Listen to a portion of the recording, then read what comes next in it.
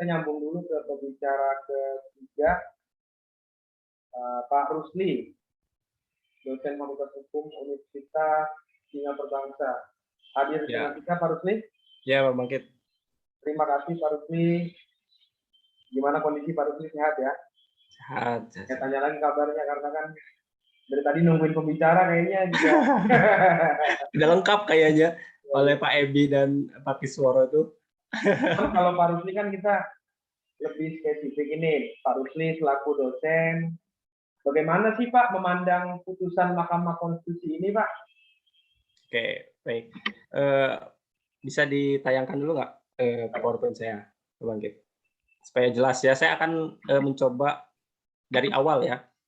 Meskipun tadi Pak Ebi dan juga saya panggilnya Pak Kis aja ya, supaya nggak terlalu panjang. Pak Kis sudah menerangkan gitu ya, panjang lebar terkait dengan fidusia itu sebetulnya apa gitu ya. Tapi saya di sini mau mengulas sedikit dulu apa sebetulnya itu fidusia. Oke. Dari jaminan fidusia Pak ya. Oke, ini dasar hukumnya ya. Kita tahu semua bahwa ada Undang-Undang Nomor 42 tahun 99 gitu ya. Kemudian Peraturan Pemerintah Nomor 86 tahun 2000, Tata Cara Pendaftaran Fidusia, kemudian Permenq Nomor 130, kemudian juga ada Permenq Nomor 213 terkait dengan bagaimana tata cara pelelangan gitu ya. Kemudian di sini ada yang terakhir, yaitu ada putusan Mahkamah Konstitusi nomor 18 tahun 2019. Kenapa saya tidak masukkan putusan Mahkamah Konstitusi nomor 2 tahun 2021? Karena sebetulnya isinya adalah menolak gitu ya, menolak pemohon untuk keseluruhnya dengan dasar bahwa pemohon tersebut mengajukan terkait dengan bagaimana nasib dia sebagai kolektor ke depannya jika fidusia ini berubah seperti itu ya. Pemahaman gimana? Nggak relevan dengan substansi uji materinya berarti Pak ya? Iya betul. Jadi tidak ada berhubungan dengan substansi materinya gitu atau substansi pasal gitu ya yang mau diujikan, tapi terkait dengan bagaimana nasib dia kalau misalkan semua harus melalui putusan pengadilan, lalu kerjaannya dia sebagai kolektor ngapain gitu ya. Nah, nanti kalau masuk ke peradilan ada jurusita gitu ya. Kalau misalkan secara sukarela dia tidak bisa apa-apa karena menolak gitu ya si debiturnya. Nah, sebelumnya. Nah, jaminan fidusia kalau kita lihat lanjut Pak Bangkit. Nah, fidusia ini kan pengertiannya adalah pengalihan hak kepemilikan suatu benda atas dasar kepercayaan. Nah, harus digarisbawahi atas dasar kepercayaan. Tadi Pak Ebi bilang bahwa gentle agreement gitu ya. Jadi kepercayaan itu yang harus dijaga ya oleh kreditur dan juga debitur gitu ya, dengan ketentuan bahwa benda yang hak kepemilikannya dialihkan. Nah, ini hak kepemilikan ini dialihkan dari debitur ke kreditur gitu ya. Jadi nanti akan ngelink dengan adanya parate eksekusi. Jadi wajar kalau pihak leasing atau pihak perusahaan pembiayaan itu menarik gitu ya, karena kepemilikan objeknya sudah dialihkan dari pemberi fidusia ke penerima fidusia. Ini pengertian dari fidusia, bahwa adanya pengalihan hak kepemilikan gitu ya, adanya pengalihan hak kepemilikan, namun bendanya itu tetap berada di orang yang menggunakan gitu ya. Jadi fungsi dari bendanya itu tetap berada pada atau tetap bisa digunakan oleh si pemberi fidusia seperti itu. Nah, lalu ada yang namanya jaminan fidusia. Nah, jaminan fidusia itu adalah hak jaminan atas benda bergerak, baik yang berwujud maupun yang tidak berwujud. Dalam hal ini saya coba memfokuskan pada benda berwujud gitu ya, yaitu misalkan mobil dan motor gitu ya, yang menjadi tema dari diskusi kita hari ini gitu ya. Oke, nah seperti tadi sudah dikatakan juga oleh Pak Ebi dan juga Pak Kis gitu ya, bahwa perjanjian jaminan fidusia ini merupakan perjanjian asesor atau perjanjian tambahan dari perjanjian sebelumnya. Apa sih perjanjian sebelumnya? perjanjian sebelumnya ada sewa menyewa tadi ya dikatakan oleh Pak Edi. Kemudian ada perjanjian kredit. Nah, perjanjian kredit atau perjanjian istilahnya untuk mengangsur ya, itu merupakan perjanjian pokok yang saya kira di semua perusahaan pembiayaan menggunakan itu gitu ya. Jadi jaminan fidusia ini tidak mungkin ada ya tanpa ada perjanjian sebelumnya gitu, yaitu perjanjian sewa menyewa atau perjanjian kredit seperti itu. Lanjut Pak Mungkin. Nah, di sini ada kewajiban pendaftaran dan lahirnya jaminan fidusia gitu ya. Kenapa ini penting? Karena eksekusi jaminan fidusia harus didasarkan pada adanya sertifikat fidusia atau adanya sertifikat jaminan fidusia yang dikeluarkan oleh Dirjen AHU dari Kementerian Hukum dan HAM gitu ya, yang didaftarkan oleh masing-masing perusahaan seperti itu gitu. Jadi benda yang dibebani dengan jaminan fidusia kalau dilihat di pasal 11, 13, 14 ya, itu benda yang dibebani dengan jaminan fidusia wajib didaftarkan. Tadi dibilang kita harus mendaftarkan 30 hari. Karena kalau tidak 30 hari dijewer, saya kira nggak mungkin dijewer, pasti ditegur aja gitu ya.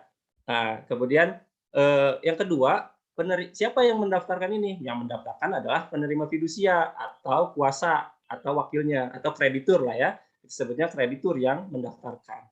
Kemana? Yaitu ke kantor pendaftaran fidusia. Nah, nanti kantor pendaftaran fidusia menerbitkan dan menyerahkan kepada penerima fidusia sertifikat jaminan fidusia pada tanggal yang sama dengan tanggal penerimaan permohonan pendaftaran. Jadi pendaftaran dilakukan, maka nanti sertifikatnya itu juga sesuai dengan pendaftaran itu, sehingga jaminan fidusia itu lahir pada saat pendaftaran akta jaminan fidusia di Kementerian Hukum dan HAM gitu ya.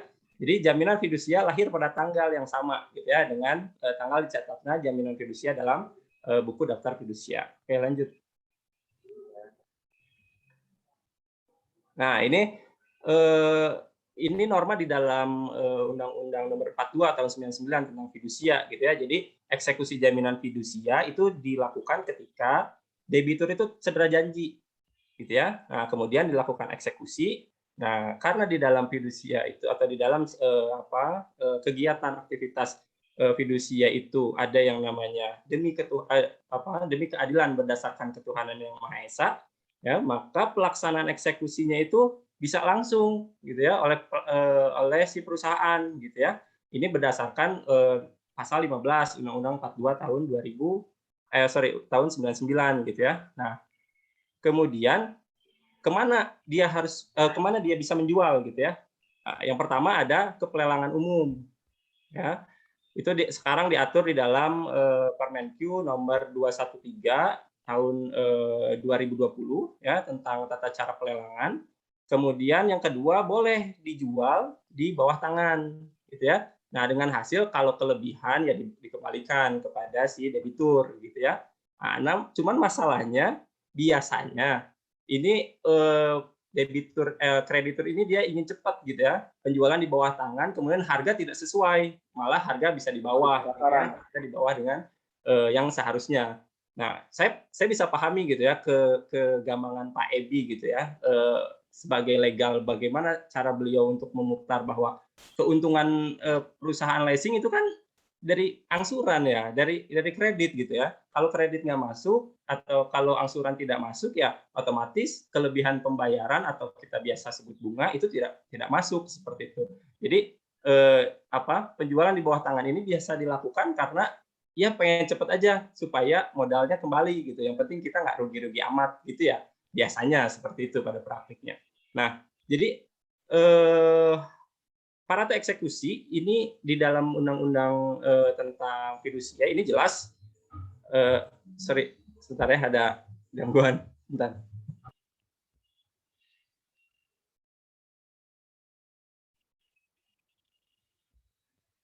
Ya, masih bergabung Pak Rusli. Oke, sorry ya kalau ada backsound yang ini karena rumahnya pinggir jalan betul. Nah, oke. Jadi saya kembali ke materi terkait dengan parate eksekusi gitu ya. Jadi sebetulnya parate eksekusi ini dia memang ciri khas dari jaminan fidusia seperti itu. Karena kalau kita pahami seperti yang tadi pas Pak Ebi bilang bahwa di dalam kenyataannya ya saya meminjamkan uang, kamu minjam uang ke saya gitu ya. Kemudian menjaminkan sesuatu. Ya masa saya mau tarik apa namanya barangnya kamu marah gitu kan, padahal kamu punya utang ke saya gitu ya. Itu kan apa namanya implementasinya atau prakteknya seperti itu gitu ya di masyarakat. Nah, yang kedua terkait dengan eksekusi jaminan fidusia pasca putusan Mahkamah Konstitusi nomor 18 tahun 2019 gitu ya. Nah, di sini kemarin ya, Pak. ya, jadi yang menariknya di sini MK ini menafsirkan gitu ya, menafsirkan secara berlebih gitu ya, bahwa harus ada kesepakatan cedera janji gitu ya, kesepakatan cedera janji, kemudian debitur harus sukarela gitu ya, kalau tidak sukarela maka apa mekanismenya melalui putusan pengadilan seperti itu ya. Nah, saya ingin melihat ini dari segi normanya gitu ya, bahwa normanya tidak ada yang berubah, bahwa pasal 15 Undang-Undang Nomor 42 tahun 99 ya, itu hanya ada penambahan makna. Jadi parate eksekusi apakah boleh dilakukan pasca putusan Mahkamah Konstitusi? Ya boleh, gitu ya. Karena apa? Karena yang pertama, cedera janji sebetulnya sudah diatur di dalam perjanjian kredit maupun akta jaminan fidusia. Kalau saya salah silakan Pak Ebi tolong diluruskan terkait dengan akta jaminan fidusia yang mengatur atau memberikan suatu klausul terkait dengan kapan cedera janji itu terjadi gitu. Kalau tidak salah cedera janji itu terjadi ketika si debitur itu lampau waktu untuk membayar kewajibannya. Misalkan sekarang harusnya saya bayar cicilan di tanggal 20 gitu ya. Nah, kemudian sampai tanggal 30 saya belum cicilan, saya belum membayar. Nah, itu sudah termasuk kategori cedera janji. Namun di dalam KUH Perdata itu ditegaskan bahwa cedera janji itu harus lebih dulu gitu ya, didahului dengan adanya peringatan atau somasi seperti itu. Nah, jadi kalau kita lihat penafsiran dari MK ini, menurut saya tidak ada yang merubah gitu ya, karena sebetulnya kalau sama-sama debitur dengan kreditur itu sepakat ya dan menyadari kewajiban masing-masing dan masing-masing, saya kira tidak ada masalah gitu ya adanya putusan Mahkamah Konstitusi ini. Namun ternyata dalam praktiknya saya tidak secara sukarela memberikan karena saya dipaksa, diintimidasi dan lain sebagainya. Kalau kita lihat atau kalau kita pahami ada gium bahwa ketika suatu undang-undang itu dimuat dalam berita negara, itu dianggap bahwa semua orang tahu gitu ya. Nah, bahwa di dalam pasal 30 itu wajib ketika debitur itu memberikan atau menyerahkan objek jaminan fidusia ketika dia lalai atau ketika dia tidak bisa memberikan prestasinya atau membayar utangnya seperti itu. Kembali lagi ke bagian yang tadi, Pak Bangkit. Nah, gitu. Jadi dengan adanya putusan MK ini sebetulnya MK ini ingin ingin mengikualkan antara debitur dengan kreditur gitu. Yang selama ini dipahami bahwa kita tanda tangan karena sudah disodori klausula baku dari perusahaan. Jadi kita mau nggak mau tanda tangan aja gitu ya. Nah, makanya ada klausul di dalam MK itu harus disepakati, cedera janji itu harus disepakati gitu ya. Nah, itu kontestasi harus diatur ya Pak dalam perjanjian. Iya, menurut saya pasti sudah diatur, orang hukum tidak mungkin lalai gitu ya untuk mengatur itu gitu kan menurut saya gitu. Karena itu bagian penting justru gitu kan. Nah, kecuali mungkin itu ya lembaga-lembaga finance yang memang misalnya tadi tidak terdaftar di OJK atau misalnya dia tidak mematuhi peraturan pemerintah, pengen cepat aja gitu kan, ada yang gitu Pak. Ya, oke. Ya, mungkin pada implementasinya mungkin saja ada lembaga finance yang tidak mendaftarkan jaminan fidusianya mungkin. Ya. Karena kalau gini, Pak Bangkit dan Bapak Ibu semua, kalau itu didaftarkan ketika debitur uang prestasi ya debitur bisa menarik itu dengan menggunakan atau dengan meminta tolong pihak yang berwenang, pihak kepolisian. Sudah ada Ya, kok Pak. peraturan Kapolri tentang bantuan Polri untuk jaminan mengeksekusi jaminan fidusia gitu ya. Oh, ada Dengan Perkapolrinya, Pak?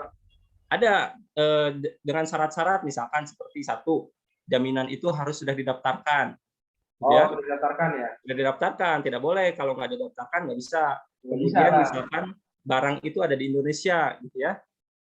Nah, kemudian ada akta jaminan fidusianya, gitu ya.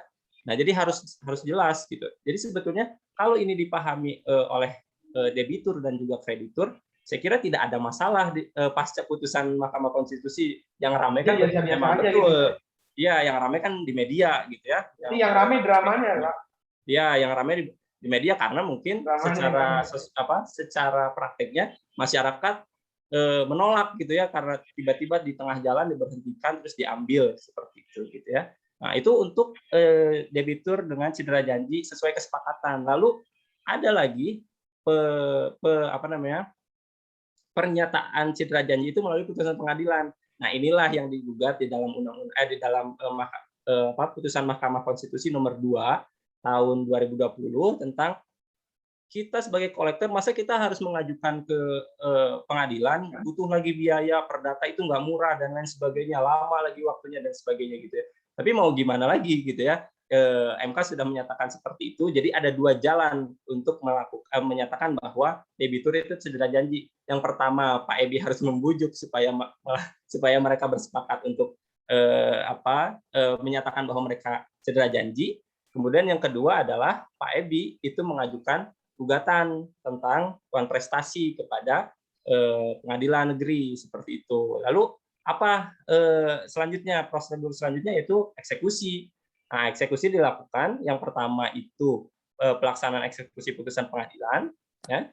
Yang kedua itu secara sukarela dari debitur yang sama-sama itu masuknya atau bisa dijual di pelelangan umum maupun di bawah tangan seperti itu. Jadi dalam putusan Mahkamah Konstitusi ini sebenarnya tidak begitu merubah semuanya gitu, tidak gitu.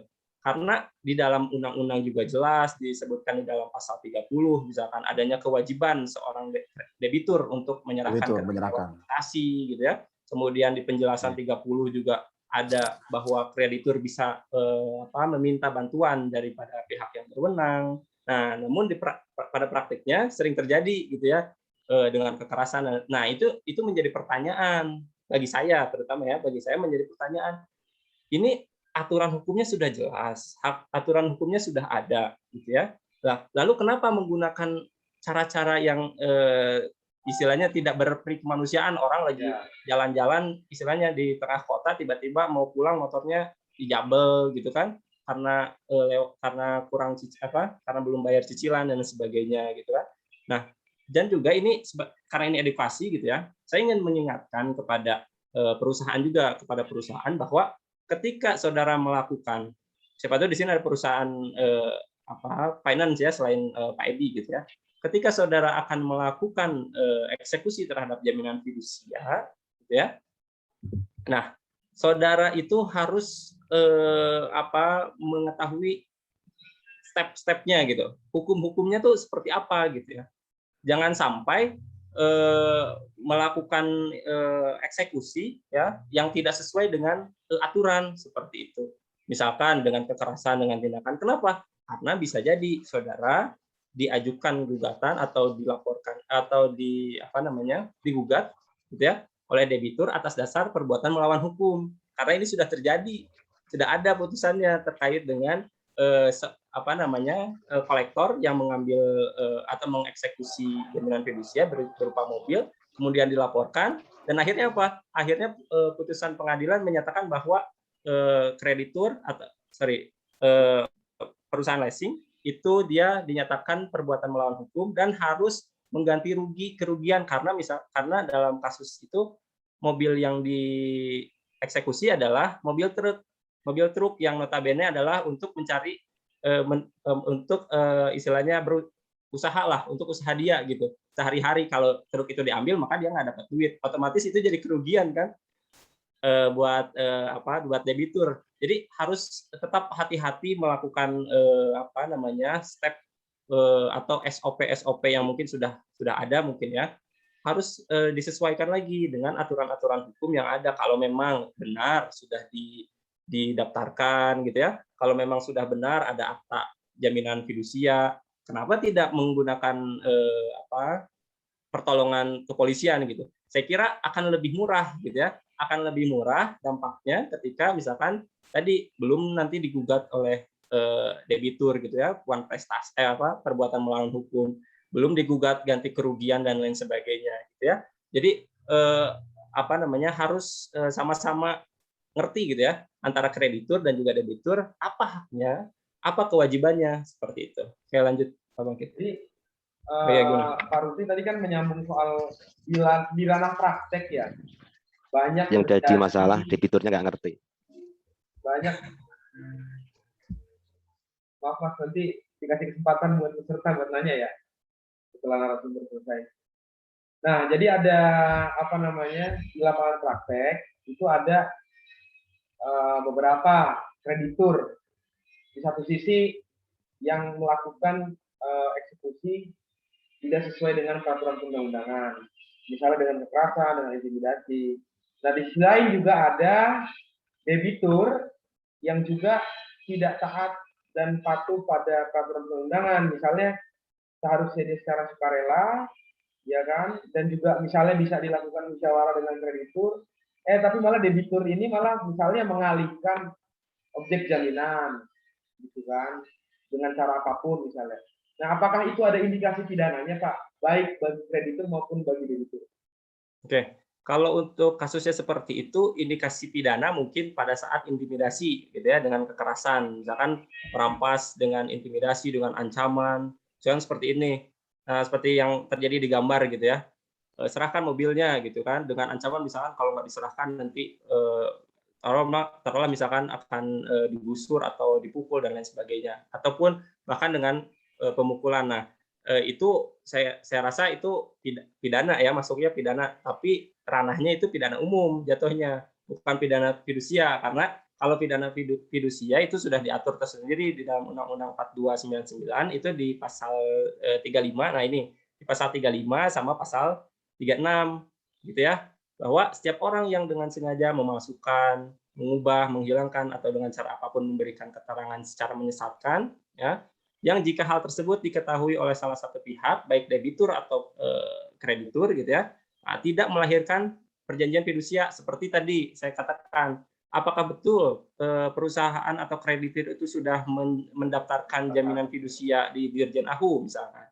Kemudian untuk debitur apakah betul misalkan kan biasanya dimintai apa namanya slip gaji misalkan ya atau penghasilan, kemudian dimintai alamat rumah, biasanya tuh seperti itu karena apa namanya beberapa teman saya juga salah satu apa namanya pegawai gitu ya, pegawai di finance gitu ya.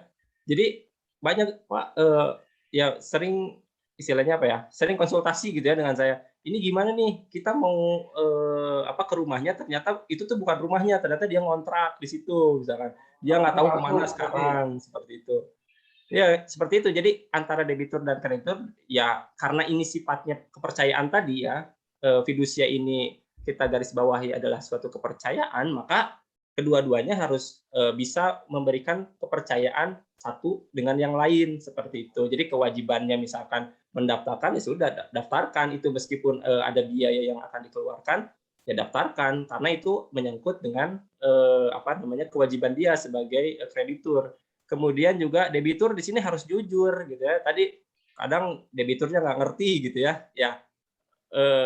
Ya ingin enaknya sendiri dan lain sebagainya gitu. Sebetulnya undang-undang itu sudah mengcover itu semua gitu. Dilalah tidak ada sanksi. Tidak ada sanksi terhadap apa sifat kreditur yang ngeyel gitu ya. Di dalam undang-undang itu misalkan bahwa apabila tidak memberikan secara sukarela objek akan dikenai pidana denda atau pidana penjara itu nggak ada. Jadi nggak ada daya paksa sehingga memang di dalam masyarakat itu terjadi apa permasalahan seperti ini gitu ya. Nah, kemudian ketentuan pidana yang lainnya yaitu terkait dengan pemberi fidusia yang mengalihkan. Nah, ini khusus pemberi fidusia, khusus debitur nih.